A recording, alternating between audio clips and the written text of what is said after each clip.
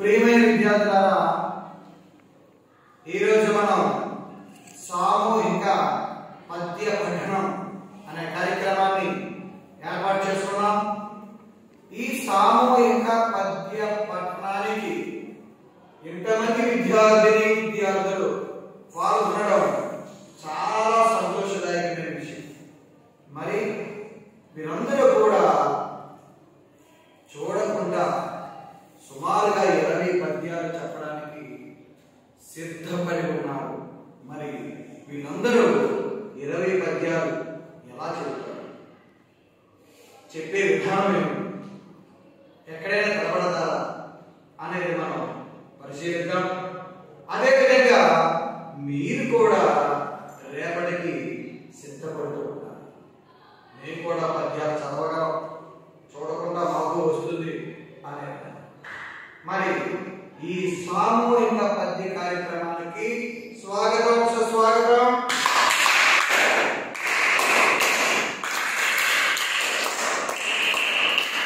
ప్రారంభిస్తున్నాం.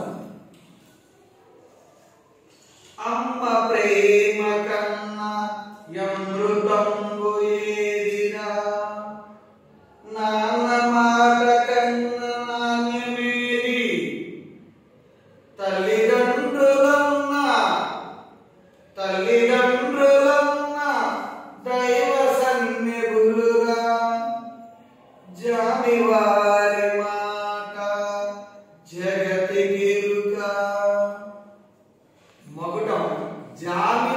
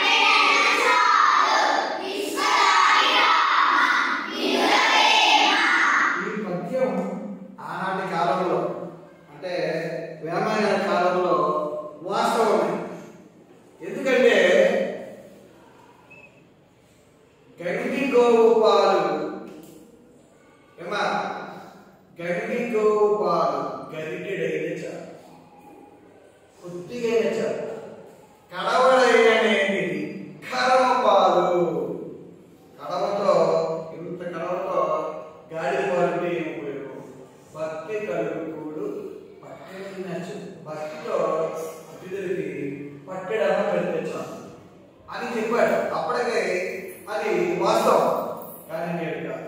ఎలా అంటే గోవు పాలు కంటే గాడిద పాలు చాలా శ్రేష్టం, చాలా ఖరీదు.